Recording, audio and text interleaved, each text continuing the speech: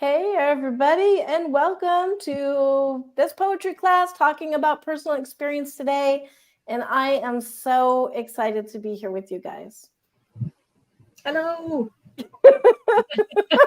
Max is like, don't even give me that. Just What go else? away. Our stalwart Max is here, but being silent. Mhm. The strong but Andre- silent poet is the best Andre the poet. Cosmos. He's contemplating the cosmos and poetry. And hello, Anita. We have AF Stewart in the, I was going to say, this isn't really an audience, the chat, talking about poetry. So while we're waiting for our students to show up, let's get into this. Oh, I am going to do a little bit of a plug, though. And Colleen doesn't even know about this yet. And Max does kind of know about it because he started it. But we're going to have an open mic. Well, we're going to have a reading, a poetry reading. Sign up form is going to go in the chat in just a minute. Poets come. This is part of the fundraiser for HWA to raise money for the Halloween in July. And hello, Tom. I should put people's comments up here. We're going to be doing that this weekend, this Saturday. So I'm going to share the link. And you guys are actually the first people to be able to sign up to this. So what's the time for that? Whatever time it says. Yeah. I believe it's 8 p.m. Eastern. Eastern? Yes, it is. It's in the Halloween in July thing. That means I haven't read my email.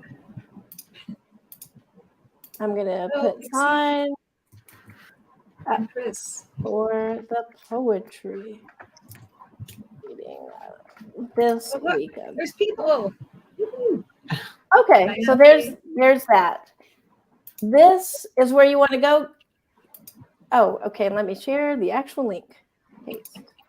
I put it in the chat. Okay, thank you. That's where you want to go, guys. You can sign up to the poetry reading. It, of course, doesn't cost anything, but this is part of Halloween in July, which is here. And I really hope that we see our poets from this class in there. And that's where you can go see everything coming up. No, you don't have to be HWA. You don't have to donate. This is just to do poetry reading. And that is the sign-up form, the first link that was shared. So you guys can go sign up.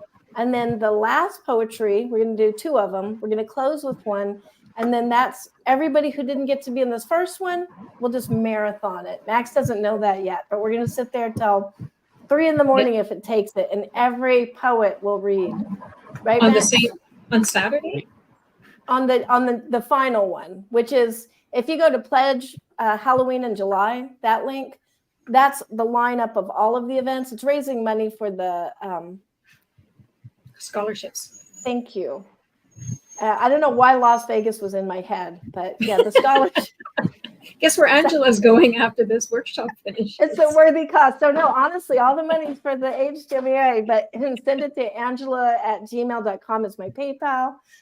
So, but anyways, we need to get to this class. Today, we are talking about writing from personal experience. We've got a bunch of students in here watching. Hello, everybody. Hello, Pixie. Hello, Chris and Tom and Anita and Diane and did I miss anybody? And Ragdoll Poet. I actually don't know who that is. Ragdoll is that KB Nelson? Or I think so. It's one of those two. Yeah, I think you're right. I can't keep all the email addresses straight. And you may wonder where Jamal is. Oh, yes, thank you. Yeah, he was delicious. Yeah, steamed New Yorker. That's for catchers. No, he had something that came up. We will have a closing message from Jamal, though. He graced us with a closing message that we will share at the very end of this. But we are talking about writing from personal experience, which we've all done. I almost think that you kind of can't not write from personal experience. It seems like it just kind of goes with poetry. So the first question is, how do your personal experiences influence your choice of themes and imagery in your poetry? And can you provide an example? I guess I'll start. Yeah, I think as Angela mentioned, I think, a lot of it is just inherent when you're, when you're writing, when you're writing poetry. A poem that I wrote, a few years ago, was called Crimson Faces, and it was originally published in Space and Time magazine. And yeah, you published My husband's favorite poem. and that was kind of my personal reflection on just the state of the world at the time. Crimson, just the color red, and just the state of the world, and still kind of the state of the world. I mean, and I mean that's just something that comes out with how I write, using colors, or I use trains a lot, being Jewish, obviously, um, but in different ways, so I mean, obviously I did not experience that, but it just kind of in a more collective trauma, in a sense, but it just kind of all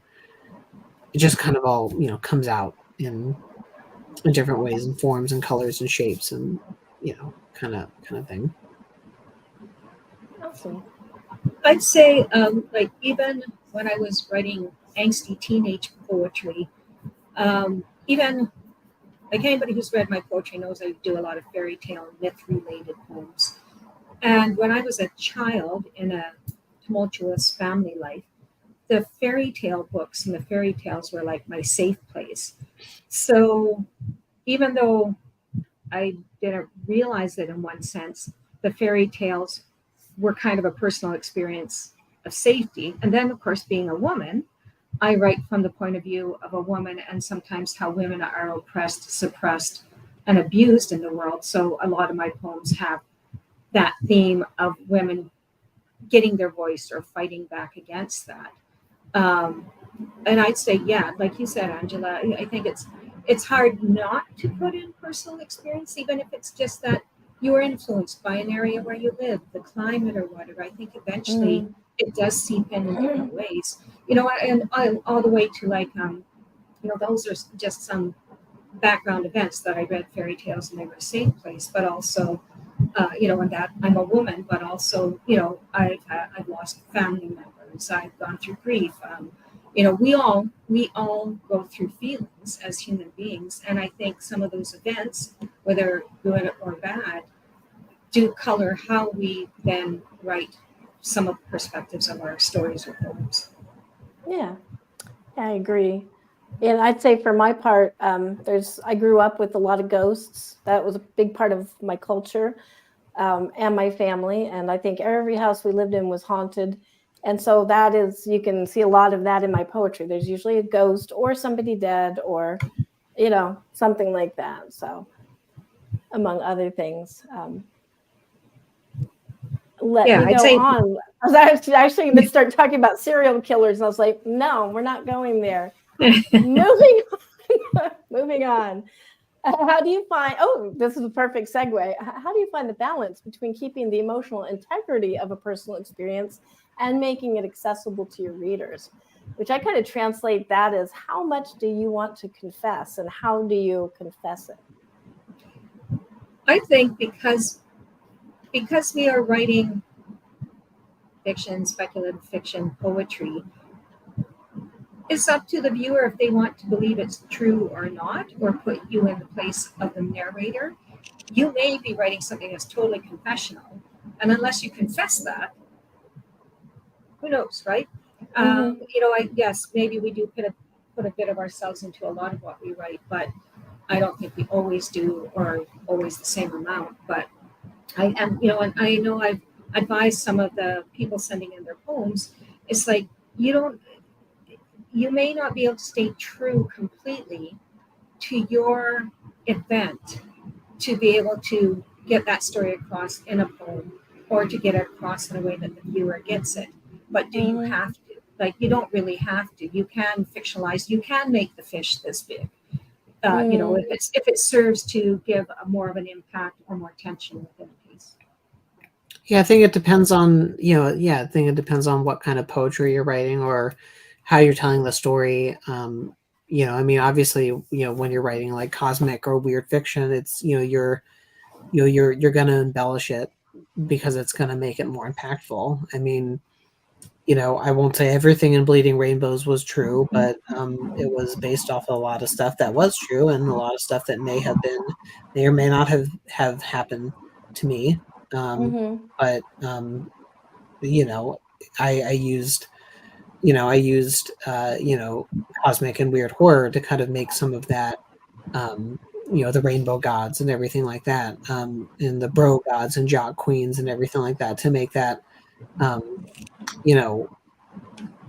more relatable, especially when you're talking about toxic relationships and, and everything like that. So, yeah, I mean, I think unless you're writing something that is, well, no, I was going to say, unless you're writing something that's like Time is a Mother by Ocean Vuong, which I quote a lot, but like that's grief poetry. And,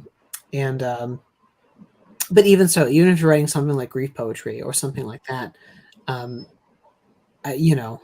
it just depends on how much you want to tell. Yeah. Yeah, I think it's even, you guys both kind of bring up the speculative aspect of what a majority of us write in this class and what we write, the three of us tend to write. And I find that interesting because I was thinking back to the poem I read last week from Weird Tales. Wasn't that last week? That was last week. Yeah. Time, a lot of weeks. Yeah. Yeah, and it was the people, kind of coming out of stasis, having sex, and dying in a black hole. But thinking about it at this moment, I realize I'm really writing about my first time having sex as a teenager.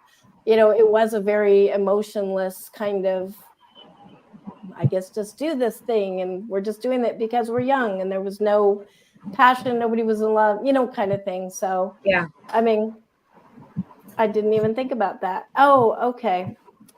Well, I did not know. Yeah, I did not know what cheat this was referring to. Neither did I. But I wasn't going to call you out, KT. I was like, if you want to cheat, you cheat writing poetry. You go for it. Yeah. I'm working on another project right now that's more, and I hate saying more literary because it's all literary, but it's I guess in terms of market demographics or whatever you want to call it, but it's not traditionally speculative. But like one of the poems in there is called The Yellow File Folder. And it does have elements of speculative poetry, but it's more of like a Bukowski style poem, like a free verse style poem. But it is very much a confessional poem in the sense, like when I was younger, I carried around this yellow file folder with all these drawings and these like scribbles and doodles around. I was in 5th grade and I carried it around, and because I was a nerd, still am a nerd, and I was teased and whatever, and so this. I talk about this like yellow folder, how it's just travels from place to place and whatever. And, but like, that's something like that, like the folder's like a star kind of thing. But anyway, Is it from The King in Yellow? The yellow folder? Maybe it could be. But and my yellow slug. It was actually more of like a highlighter yellow folder. I tried to find it one day, but I think it's long gone at this point. That's very cool. I think that our readers, because you wind up building up readers, do appreciate it when there are these personal aspects. When at a time like this, it may not be in the book anywhere, but like these, this is how you get to know people, and people get to know your life, and we get to know other people's lives. Because I didn't know that, but now I'm picturing you, this tiny little geek walking around with this bright yellow folder. Yeah. Well, and also, I mean, this is why, like, when we get interviewed and we're famous, people can say, "What was the inspiration of this poem?" And you can say, "Well, it actually comes from me, like, bleeding out on a floor somewhere, or whatever." I mean, Yeah. not that I ever did that. And then obviously I came back. Well, that was Yes. actually going to be my next question is, what are you guys working on right now? Are you working on anything that you're doing that with, that you're putting some personal experience into it? Yes, yes, as I said, and I actually have 2 of these left that I carried Ooh. around. Like you can see, like, Oh, wow. Nice. that's how I drew skulls back then, by the way, because that's what I thought a skull looked like. And I signed everything by, like, Maxwell Ian Gold. no, it just said Max Gold, but like, That's so cute. but like, the next collection I'm working on is called in different locomotions, because it's not just necessarily about me, but it's also, like I said, a lot of the stuff that I work on ties back to trains, indifference in locomotion. To me, trains are a personification of evil for a lot of different things, not just for the Holocaust, but for a lot of different things. So it's sort of an internal I'm going to pop that up. Yeah, I have a word for that. That's for another project. It's called neurotica. That is another collection I'm also working on. But anyway, so yeah, so it's, after I wrote Bleeding Rainbows, I wanted to try and do stuff that was more me, about being queer and Jewish. And because I didn't really, not to kvetch or anything, but like I didn't, growing up, I would focus more on being Jewish.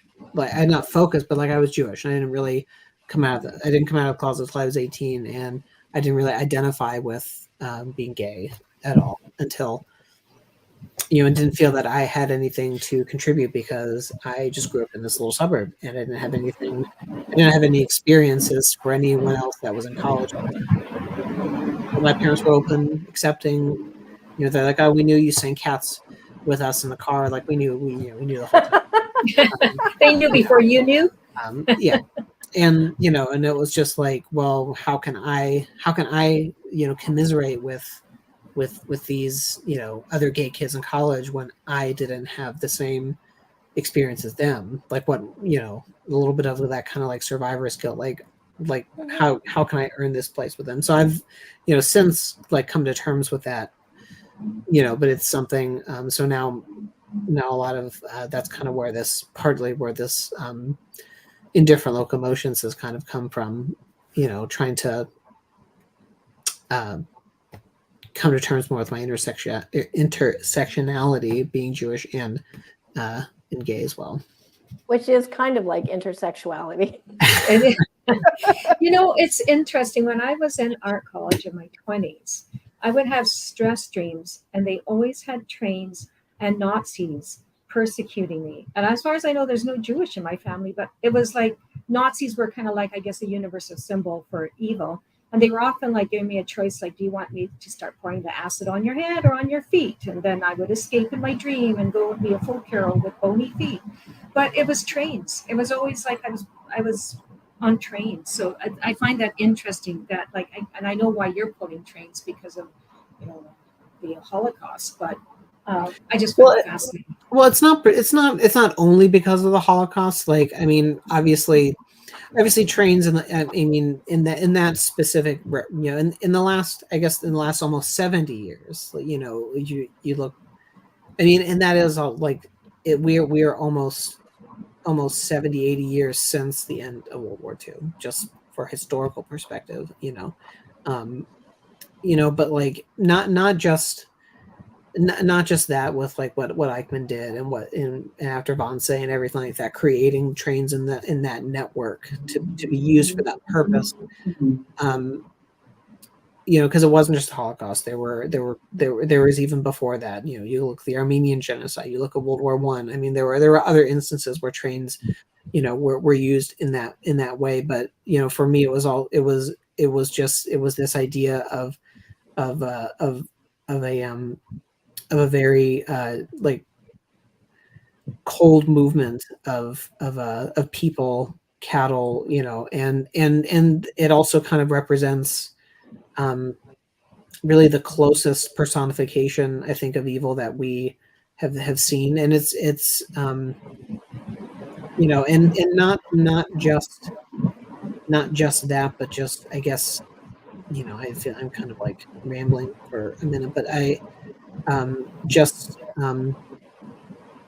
something about something about um, something about like just locomotion and you know, the word locomotion, like it means, you know, from a place, like the word loco, like the Latin word means like coming from a place. So the Yeah. idea that there's just this different thing that is carrying you from one place to another without your control or without your say so. What's that science fiction TV show, movie, Snow Train, where basically the whole Oh, society Snow lives Train. on the train because the whole world has gone into like a snowy apocalypse, and it gets kind of ridiculous. But Mhm. it's I think there's been several seasons, but again, it represents both classism within the train, and you know everybody's going somewhere while they're going nowhere. Yeah. So my that you know my rant is done. Oh yeah, Snowpiercer. Thank you. That's it. Snowpiercer.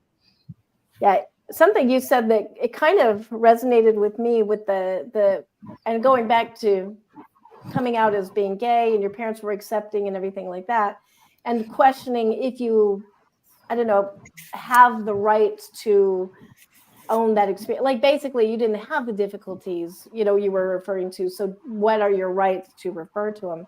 And that's kind of, I'm paraphrasing you badly, I apologize. That's what it reminded me of when I was writing Tortured Willows, which was the assignment was to write a book about Asian experience. And I was kind of like, I eat a lot of rice, my grandmother was Asian, trope, Asian trope, insert Asian trope here. I mean, I did grow up with the ghosts and the mediumship was, but like, what is part of your life, and then what is cultural? Like, you know what I mean? Like, it's really hard to define what is the difference sometimes. So I started going on a research trip to find out more of that, and then it kind of like blew everything open for me. It was like pretty much the hardest thing I ever wrote, and probably the best experience. But that's where I kind of came to that, was like a lot of guilt of, I wasn't in World War II. My family wasn't even in World War II because we left the island. My grandmother, I'm sure I had relatives, but my core family, was like, they left, I think, the year before all that hit and escaped it. I mean, not that there wasn't suffering coming to America, but so that was part of me, is like, do I even have the right to write this? So when I did write it, that's In Eugenie, which is the novel that I just finished. Well, actually, I finished it last year, and I'm looking at editing it now, so I haven't really finished it at all. Recently, yeah, that's on my list. Let me edit In Eugenie. But that was one of the things. At first, I was writing it about the island and what happened there and the things that happened to the girls. But then I felt like that's not my experience to write. I'm just borrowing, and it's maybe I would misrepresent it. And so I made it a fictional place. It's a fictional war like World War II on a fictional island that's very much like Okinawa. I use some of the same words and stuff, and it's definitely the same culture, but that's kind of how like I handled it with, it wasn't that I didn't earn it maybe, but that I felt like I would probably misrepresent it somehow because it's not my experience.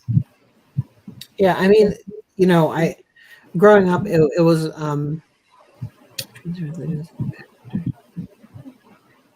I like that trains are depersonalizing. Trains are I've never ridden on one, but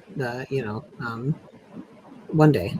Um, but like, obviously I did not live during that period either. But growing up, it was all my sister and I were both raised with a very like always being self-aware of history, don't or so we were always reading. I didn't really read a lot of horror until 2016, 2017. And I think I may have talked about this in the other class. I was always reading like mythology, or mostly Russian history books, or any kind of history book I could get my hands on. Or and Tom may like this. I was reading a lot of military history books because both my cousin and my uncle were history buffs, and particularly military history buffs. So like we were always, grew up with a sense of knowing history because. And not just because we're Jewish, and it's because this isn't a Jewish experience, or this isn't a Jewish concern. Well, we won't get into that entirely, but like, I think it goes back to that collective trauma, because we like, and that was the other thing. Growing up, everything was we are us.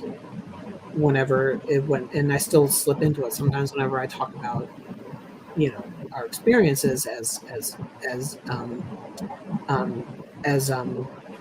a culture, or as being Jewish. So I think part of it just came about of this, like if we don't understand, like we don't want this to happen again, or you've heard like never again, like and because my parents were or are like of the age of where they grew up in an era where a different kind of Israel, like they grew up than it is now. So, and they grew up where the Holocaust was fairly recent memory for them.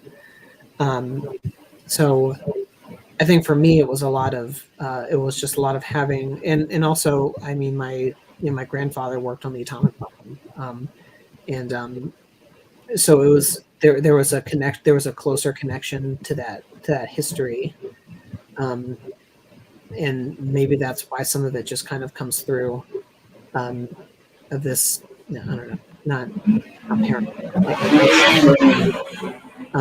we need to like always talk about it, or I need to always kind of have it in there, because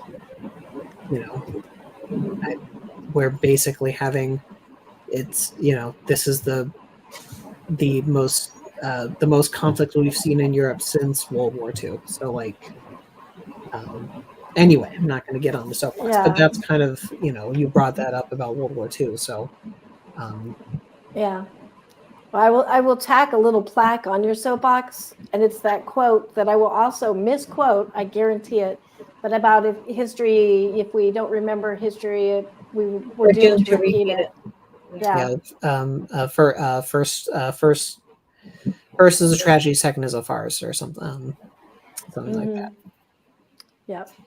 As you look at presidential elections coming in the U.S., farces and tragedies that could happen. Sorry, political commentary. Yeah. As soon as you mentioned political, like presidency, it got really dark in here. So I'm going to ask another question. Yeah. How do you deal with the vulnerabilities that come from sharing personal experiences with your poetry? And how has it impacted your readers, or your readers' feedback, or anything like that with you? I'd say again, it's like, I'm not famous enough that people are saying, they're going, is that really true? Did that really happen to you? Did aliens really abduct you? Did somebody eviscerate you? You have a poem about aliens abducting you? Because I need to read this. Well, the one that I read to you guys. Oh, right. You do. Yeah. Because knowing your poetry, I'm like, and you left your slipper. But that was basically, abducting the epitome of people. But I don't worry about that, because again, we're writers, and unless somebody wants to ask, and unless you want to reveal it, and people might think that is your story or not. And in a way, I kind of think it doesn't matter. I mean, it may matter more to you than it does to the reader. Like for me, handling the grief of losing my brother, and then kind of grieving through COVID, I did write a lot of poems that dealt with grief in different ways. And so I know that's one of our questions coming up is like dealing with it, the catharsis. But the fact is, because we're human beings and we're all reading this, we all have the same emotions. And you actually want to have some specifics in your fiction and poetry so that it differentiates it from like the other 100 poems about the same topic, because you personalize it that way, whether it's a fictionalized personification or an actual one. And I think in that sense, it doesn't matter, and it's up to you to either reveal or not whether it is a true story. And I've written a couple poems that were like, I got a poem that was in songs of Eretz, which I didn't realize they couldn't do the formatting on the poem properly, but it's called First Day of Spring, and it's paralleling me saving a bee as my brother is dying, which is actually completely true. All of that happened, but I wrote it into a poetic form. But I think that other people can relate to it. They can relate to the sentiments and the feelings and the imagery.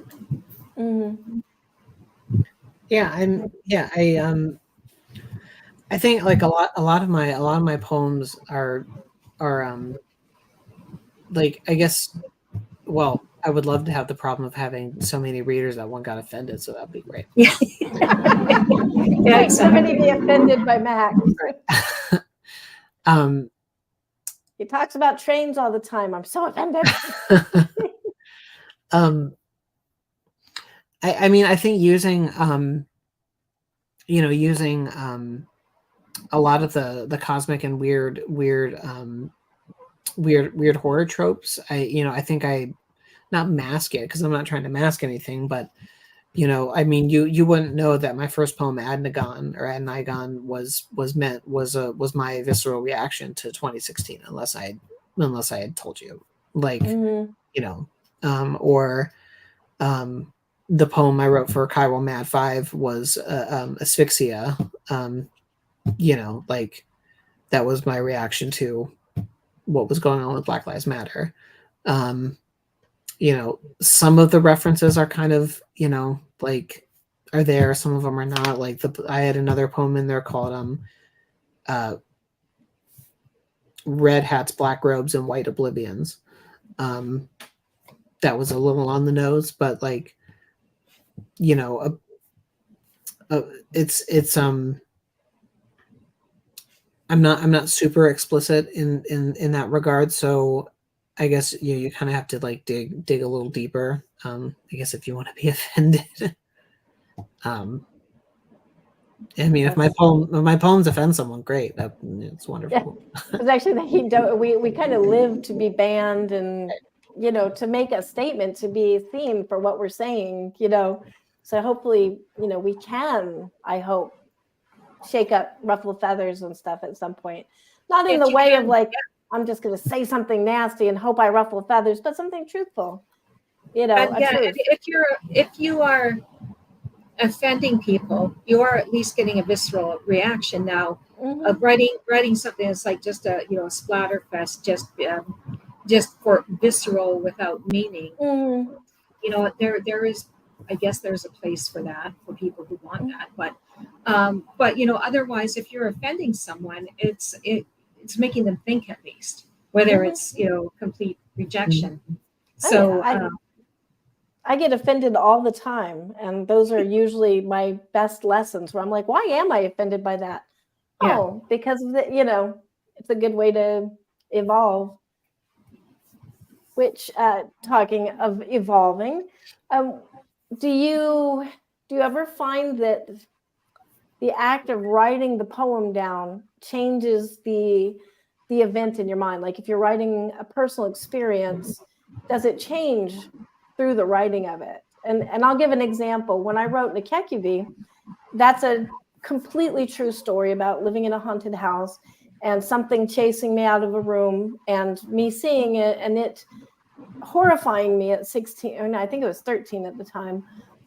This ghost hovering behind me, and it was pretty. And then finding out that that was a true thing that had happened in that house that I didn't know about. So like all of those things, knowing that it was a real event that happened that caused this thing that I saw with my eyes, and all of these things happen, haunted me for years and years and years. I was terrified. I didn't know it was called a Nikekubi, but I was terrified of this thing coming to find me. And I've thought about, like, is it follow me? Is it do the. And so then when I was writing down the poem, I found that I equated it to being lost. A woman, and this was in Tennessee, and I felt incredibly out of place. I was in a town where I think the high school had, I want to say 20 people in it, 20 students, but probably more. But it was very, there was like an English girl, and there was me, and everybody else hated us, and it was that kind of school. And so now I think of the Nikekubi. At the time, it was terrifying, it was horrible. But then now thinking back on that, I think I've placed my experiences on her, because it was a woman ghost, a female ghost. As in, like, she was trapped in Sweetwater, Tennessee, like me. God help her. I feel so bad for her. And why was she screaming? Maybe she was screaming in rage, or help me. Maybe she was actually saying help me, and instead I'm just being terrified because I didn't understand. And how many times have I worn that face to somebody else? A face of rage or mistaken, anger, or so. In writing that, her and I almost merged into one personality. Not in the way that I'm possessed, I'm not saying that, but just I could see the Nikekubi and me overlapping each other. And so instead of being a scary experience, I kind of think of her as a liberating experience now. So that's a very long-winded way to say kind of where I'm going with this question. Something was this, and then you wrote about it, and it was that. I think I don't know. I think it's difficult. I mean, I think sometimes it when I was working on Bleeding Rainbows, some of those poems enhanced and in some ways not a good way, like reminding me a little bit of, like, I don't want to say PTSD, but kind of reminding me of some of the experiences, particularly the green section, because if you haven't picked up a copy, you can grab a copy. Because the green section is all about, it's called Dragons and Closets. So the green section is all about toxic relationships, and it's trying to recall some of those experiences that otherwise probably should not have been recalled. Maybe were enhanced in ways that they should or shouldn't have been. So I think when writing them down, they, I don't know if they changed for the better or the worse. Like one of the poems is titled Frank the Imposter. All the names were changed to protect the guilty. So so I think it depends on the poetry, and maybe like the like what you're writing to. But like for me, like for Bleeding Rainbows, it definitely was it definitely enhanced it, and like I said, I don't know if it was in a good way or not. Can I read a poem? Is that okay? Absolutely. Is that too vain? No, absolutely. And I'm sharing links to you guys' books in the chat as well. So this poem I've already talked about in this workshop. It's called After the Apocalypse. Alexa, why did you do that? Get out of the way. Alexa just tried to come in. She thinks she's a ghost. Okay. The day came when the balance shifted. The ghosts outnumbered those of flesh. You walked through malls and streets. You stopped in cafeterias, but all seats were taken. Specters talking. No space left for the living. You looked around, crying out, "Is anyone there? Is anyone there? Is anyone there?" The dead ignored you as you always had them. You touched yourself, looked down at your feet, jumped up and down trying to believe your reality. It slipped, it wavered as you searched for life. So very few remained. They fled like ghosts. You never went hungry. There was always food and booze, always booze. You searched on, crying out from time to time, is anyone there? Is anyone there? Is anyone there? So rare, you often thought you imagined it.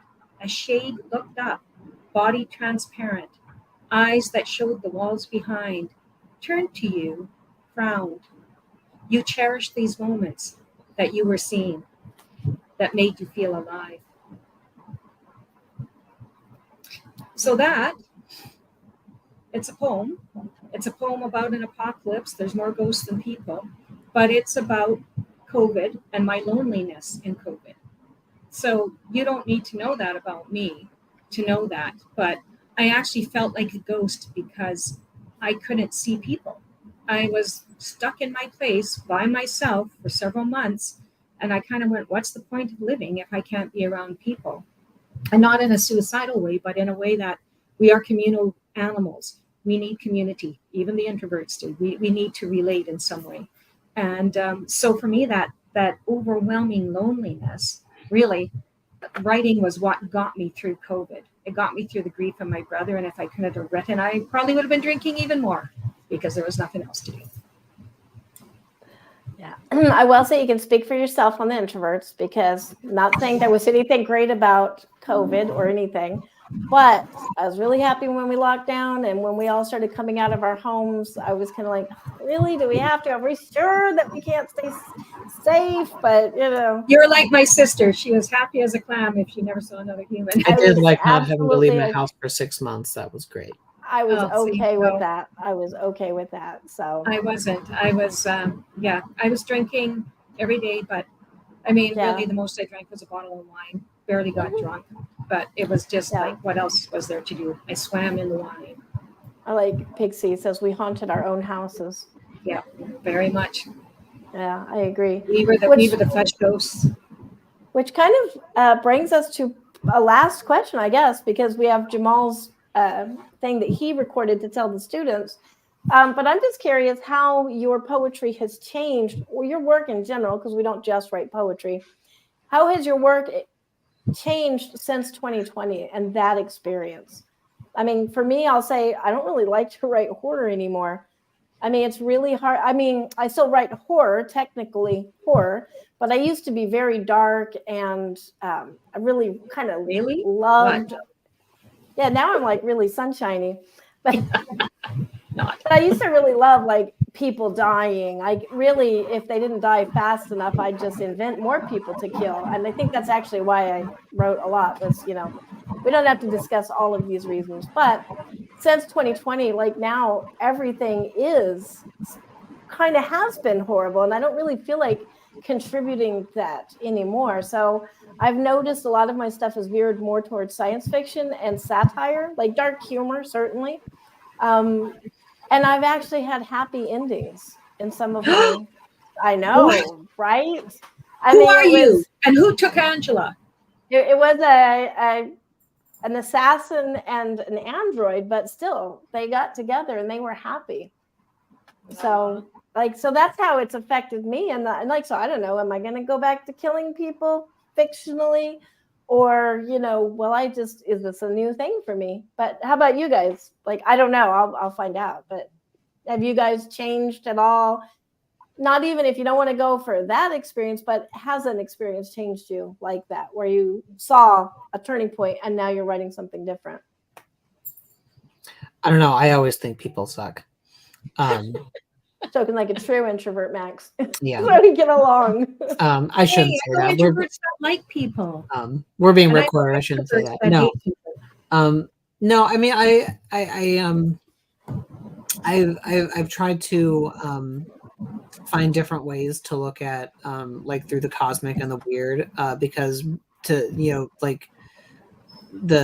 for something to be weird, there needs to be a baseline normal, and then how do you change that? Like how do you slant that baseline and then make that weird? And that's kind of without getting into a debate about what weird fiction is, that's kind of like what most scholars argue what weird fiction is. You have a baseline normal, and then you just, something is off, and then that kind of makes it a weird tale anyway.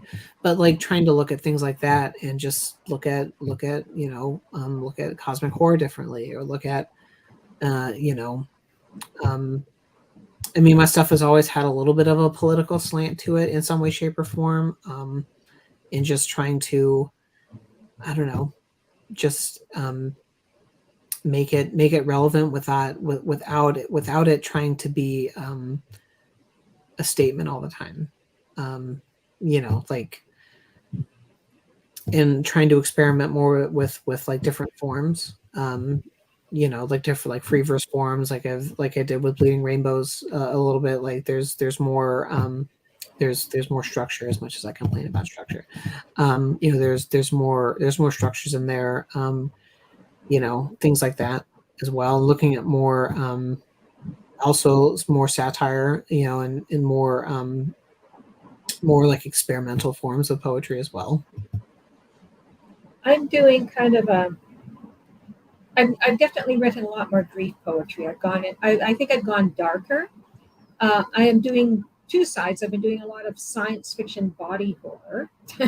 So, like the poem last week, lots of evisceration and dismembering. And then I'm working on my Rapunzel collection of poems. But I have to say, I don't know if there's a happy poem in there. I don't know if there's even one happy poem. It's like, I mean, Rapunzel's a fucked up being. She's basically sold or given away as a child. She lives in isolation, cloistered, and the first guy she meets, she gets pregnant and gets banished to the desert. And in my tale, then she goes on to suffer from claustrophobia, agoraphobia, yes, agoraphobia, the other one. And I'm going like, even when she meets the prince, I guess that one's sort of a happy poem. So I don't know. I think I noticed like KT's comment about that, her view humanity suffered, and I'd say I definitely, I don't know if I can go darker, but I'm definitely still wallowing around in the dark pond. so but definitely there are more grief poems because and grief fiction. Just like I was working on my cli-fi apocalyptic fiction tales, and it solidified for me during COVID was that each of those, and this is fiction, but each of those stories, everybody dealt with a death in each story. But I actually had a little glimmer of hope at the end, just a little glimmer of hope, depending on the story. So, I sometimes like to think there is still hope. I don't like to think all of humanity is nothing but, rapacious scoundrels. I still love humans, some of them. Some humans are delicious, I've been told. Anyways, sorry, I just couldn't help in putting that comment in. I chewed on it for quite a while, thinking if I was going to really go that far. Anyways, I think that's probably it from us, because we have Jamal's message for everybody. Jamal couldn't be with us tonight because he had some really important directory thing to do. I'll just sum it up like that. I think he has a directorial important thing to do, like more important than poetry. Yes. That's why we ate him. But poetry is the most important thing ever. So, but anyways, I will play his message. Next week, we will be back with wrong window, experimenting with structure and layout. And this is where we're going to probably Linda Addison's name is going to come up a lot, because when I think of experimenting with structure and layout, I think of all the things, like 20 things that Linda's told me. So which reminds me, that's what we're doing this on the show for whatever poetry thing that's coming up. Anyways, we're going to be turning poems backwards and monstrifying them or whatever. So speaking of breaking poetry, I get to do that. And then we have one last comment from Pixie. Still extreme introverting. I'm still a happy phantom, but now at my fiance's house. Yes. I am a very happy. Yeah. I'm happy still introverting. We moved to Brazil so we could continue introverting in peace. And she put up with me for 3 weeks. Yeah. And didn't kill me, didn't try and eat me. It's we invite an extrovert to your house. What's going to happen? But I will play Jamal's message now, and we will see all of you next week. And I am so behind on my poetry right now. I blame having a grandchild. I think that gets me out of it. But I'm going to catch up on that tonight. That's where I'm going next, is to finish up my poetry critiques. But do you guys have anything left to say before I pop Jamal up? No. Okay. All right. Well, see you all next week. Thank you so much for being here, and I hope you got something good out of this.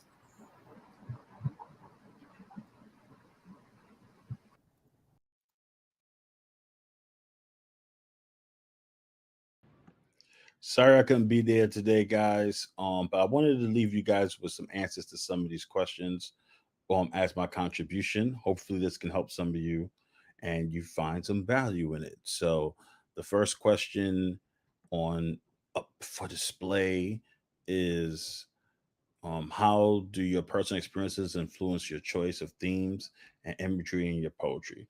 Well, I think that I am ruled by my personal experiences. I think I'm a big fan of intimacy in work, in our writing, in our work. And I like to put that in my work. I like to show by exposing my vulnerability, um, and doing it anyway, I feel like I can help the reader do the same in their own life or in their own endeavors. So I feel as an artist, our job is to teach people how to be brave, so that brave enough to face life, right? So an example of that would be my poem called Xenophobia, coming out in my book, The Dark Between the Twilight, by actual Crystal Lake Publishing. So this is called Xenophobia. A rainfall of tears at my cheeks, storms of spittle flying free as my legs explore the limits of their functionality, delirium, my delight, in the rolling shimmer of refracting ideas. The duration of crying in the space of nothing within my mind could flood eternity. How sweet these disfigured pursuits of senseless fruits, meaningless meanings to warm our heads, replaced quietly when the cracks begin to show. Glass virtues, sharp enough to draw spiritual blood, cutting me from me, the pieces fall, multicolored as autumn leaves, in a pile of terrors at my feet. When hasn't my soul cried, perpetually mourning the thrice blind mind of the completed fool? A rainfall of tears at my cheeks, storms of spittle flying free, frantic legs take me nowhere. There is nowhere they aren't. Nowhere, everywhere. I am one of them. So that poem is pretty much how I feel deep down. Even though I seem social, I actually kind of dread dealing with large groups of people, and dealing with people in general.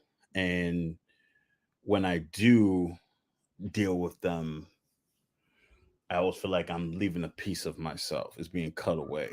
So this is just about the anxiety I feel with interaction with others, and how no matter where you go, you always got to deal with people. There's no escape because you're one of them.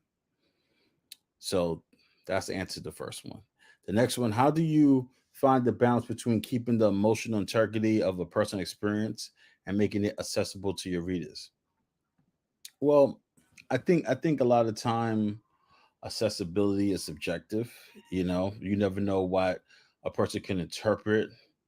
um I think it's more important to be honest about your experience, and the people it connects to is the people that it connects to. I think sometimes we can spend too much time trying to be accessible or politically correct or all these other things rather than just being honest and truthful. I think if you're honest and truthful, it carries the day. Not offensive and inconsiderate, but honest and truthful. So I feel like for me, I just try to write my truth. You know what I mean? And let the pieces fall what may. If it's accessible to most people, great. If it's not, great. How does the process of converting a personal experience into poetry affect your understanding or memory of that experience? Well, memory's a funny thing because it's never accurate, right? Our memories are, as time goes on, they change and change and change as we change, right? So the past is never real in our heads, it's just an interpretation of it. I think the beauty of writing it like that is that I try to get not necessarily accurate events down, but I try to get accurate feelings down in the poetry of the words. I try to create, like, and the meaning changes because so the meaning from this vantage point, looking back on it, is what I try to capture. I try to put myself back into where I was emotionally in that moment, but I try to define that emotion with where I'm at now and who I'm at now from that perspective. So that's what I do. I feel like by writing it down, it helps me come to terms with certain memories that I have because I had a really difficult childhood, um, like most people. So yeah, that's what it does for me. How do you deal with vulnerability that comes from sharing personal experiences through your poetry? Has it impacted your relationship with your audience in any way? Oh yeah, I try to be as personal as possible. And actually, I recommend that you guys do the same. I think that it's not only cathartic. I think that the things that are most personal are the most universal. So that what that means is that um, everything you try to hide, everything that you're ashamed of, everything that hurts you, everything that's hidden, is most common amongst most people. And by sharing it, you make it okay for them to share it. And by setting yourself free, you set others free.